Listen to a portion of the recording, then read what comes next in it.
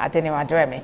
We are monitoring developments in the nation's capital, where the Federal High Court has adjourned the trial of leader of the indigenous people of Biafra, Nnamdi Kanu, to 6th, 7th, and 8th of May for continuation of hearing. At today's hearing, an officer of the DSS who arrested Nnamdi Kanu in 2015 told the court that when Mr. Kanu was arrested, no instrument of violence was found on him. Mr. AAA, the federal government's first witness under cross-examination, admitted that when Mr. Kanu was interviewed in 2015, his lawyer was absent. Mr. AAA agreed that those items now tendered as exhibits before the court are no longer of value.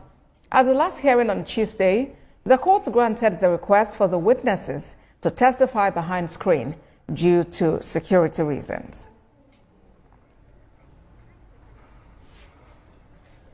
Our senior reporter, Celestina Area, joins me on the news for more updates. Celestina, what more can you tell us about hearing in the case involving leader of the indigenous people of Biafra, Nnamdi Kanu? Oh, well, about today, so far so good. The trial is going on very smoothly, and considering the evidences given by the first prosecution witness today, so far nothing incriminating has been found against the indigenous, the leader of IPOB, which is Nnamdi Kanu. So we don't know what is to come as the proceedings continues, and we don't know for sure how many witnesses the federal government is going to call.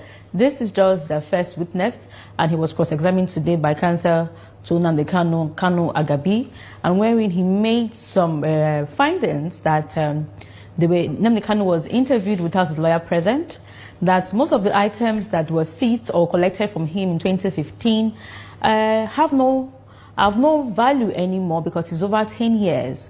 But Justice James Omotosho told Kanu Agabi, which is counsel to Nnamdi Kanu, to come by way of application before the court seeking the release of some of those items, wristwatches, gold chains and necklaces, and see if Mr. Kanu can peradventure sell them and get something out of it. But so far so good, they have no importance. So it will not be of any good for either the prosecution or the defendant for those items to still remain in the custody of the court, because now they are exhibits. So the court adjourned to 6th, 7th, and 8th for continuation of trial. So the conclusion of the cross-examination of the first witness to be done, and the second prosecution witness to be called. All right. You mentioned a while ago that it's unclear how many witnesses the prosecution would be calling. But does it appear that the others might also enjoy this liberty to testify behind screens?